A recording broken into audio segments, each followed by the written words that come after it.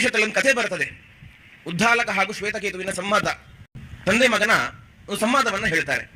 ಮಗ ತಂದೆಯ ಬಳಿಯಲ್ಲಿ ಕೇಳ್ತಾನೆ, ದೇವರು ಹೇಗಿದ್ದಾನೆ, ದೇವರ ಬಗ್ಗೆ ಹೇಳಿಕೊಡು ಅಂತ ಅಪ್ಪನ ಬಳಿ ಕೇಳಿದಾಗ ಅಪ್ಪ ಹೇಳಿಕೊಡ್ತಾನೆ, ಹೀಗಿದ್ದಾನೆ ದೇವರು, ಹೀಗಿರ್ತಾನೆ ಅಂತೇಳಿ ದೇವರ ಬಗ್ಗೆ ಹೇಳ್ತಾ ಬರ್ತಾನೆ.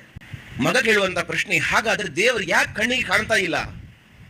ಇಷ್ಟೆಲ್ಲ ಬಗೆ ಬಗೆಯಾಗಿ ಇರುವಂತಹ ದೇವರು ಕಣ್ಣಿಗೆ ಕಾಣಬೇಕಲ್ವಾ ಅಂತ ಹೇಳಿ ಮಗ ಪ್ರಶ್ನೆಯನ್ನು ಮಾಡಿದಾಗ ಅಪ್ಪ ಅದಕ್ಕೆ ಒಂದು ದೃಷ್ಟಾಂತ ಪೂರ್ವಕವಾಗಿ ಉತ್ತರವನ್ನು ಕೊಡಬೇಕು ಅಂತ ಹೇಳಿ, ಸರಿ ಹಾಗಾದ್ರೆ ನಿನಗೆ ನಾನು ಒಳ್ಳೆ ಉತ್ತರವನ್ನು ಕೊಡ್ತೇನೆ ಅಂತ ಹೇಳಿ ಒಂದು ಪಾತ್ರದಲ್ಲಿ ನೀರು ತಗೊಂಡ್ಬಾ ಅಂತ ಹೇಳ್ತಾರೆ, ಒಂದು ಸ್ವಲ್ಪ ಉಪ್ಪು ತಗೊಂಬಾ ಅಂತ ಹೇಳ್ತಾರೆ. ಮಗ ತಗೊಂಡು ಬಂದ.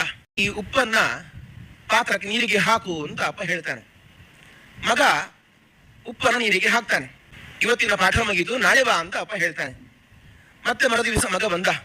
ನಿನ್ನೆ ಉಪ್ಪನ್ನ ನೀರನ್ನ ತೋರಿಸಿದ್ಯಲ್ವಾ, ಇವತ್ತು ಉಪ್ಪನ್ನು ತೋರಿಸು ಅಂತ ಹೇಳ್ತಾನೆ. ಮಗ ನೋಡ್ತಾನೆ, ಉಪ್ಪನ್ನ ನೀರಿಗೆ ಹಾಕಿದ್ದಾನೆ. ಆದ್ರೆ ನೀರಿನಲ್ಲಿ ಉಪ್ಪು ಕಾಣ್ತಾ ಇಲ್ಲ, ಸಂಪೂರ್ಣವಾಗಿ ಉಪ್ಪು ಕರಗಿ ಹೋಗಿದೆ. ಮಗ ಹೇಳ್ತಾನೆ, ಅಪ್ಪ ನೀರಿನಲ್ಲಿ ಉಪ್ಪು ಕರಗಿ ಹೋಗಿದೆ, ಉಪ್ಪು ಕಾಣ್ತಾ ಇಲ್ಲ ಅಂತ ಹೇಳ್ತಾನೆ.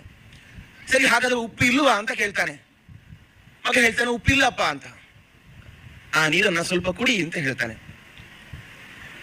ನೀರನ್ನ ಕುಡಿದಾಗ ಉಪ್ಪಿದೆ ಅಂತ ಹೇಳ್ತಾನೆ. ಉಪ್ಪಿದೆ ಅಂತ ಹೇಗೆ ಗೊತ್ತಾಯ್ತು ಅಂತ ಹೇಗೆ ಹೇಳ್ಬೇಕು, ಆ ಉಪ್ಪಿನ ಅನುಭವ ಆಯ್ತು ಅಂತ ಮಗ ಹೇಳ್ತಾನೆ. ಈ ಜಗತ್ತಲ್ಲಿ ದೇವರು ಇದ್ದಾನ ಅಂತ ಕೇಳಿದ್ರೆ ದೇವರ ಅನುಭವ ಇದೆ ಅಂತ ನಾವು ಅರ್ಥ ಮಾಡಿಕೊಳ್ಬೇಕು ಅಂತ ಅಪ್ಪ ಈ ದೃಷ್ಟಾಂತದ ಮೂಲಕ ತೋರಿಸಿಕೊಡ್ತಾನೆ. ನಮಗೆ ದೇವರು ನಮ್ಮ ಕಣ್ಣಿಗೆ, ಪಾಂಚಭೌತಿಕವಾದಂತಹ ಈ ಕಣ್ಣಿಗೆ ದೇವರು ಖಂಡಿತವಾಗಿಯೂ ಕಾಣಿಸೋದಿಲ್ಲ. ದಿವ್ಯವಾದ ಚಕ್ಷುಷ್ಟಿಗೆ ಮಾತ್ರ ದೇವರು ಕಾಣಿಸುವವನು. ಹಾಗೆ ದೇವರು ಇದ್ದಾನಂತ ಹೇಗೆ ನಾವು ಅರ್ಥ ಮಾಡಿಕೊಳ್ಬೇಕು ಅಂತ ಕೇಳಿದ್ರೆ, ಆ ದೇವರು ಇದ್ದಾನೆ ಅನ್ನುವ ಅನುಭವ ನಮಗೆ ಅದು ಆಗುತ್ತೆ, ಅದುವೇ ದೇವರ ಅಸ್ತಿತ್ವ ಅಂತ ಸೊಗಸಾಗಿ ಅರ್ಥವನ್ನ, ಅನುಸಂಧಾನವನ್ನು ತಂದೆ ಹೇಳಿಕೊಡ್ತಾನೆ.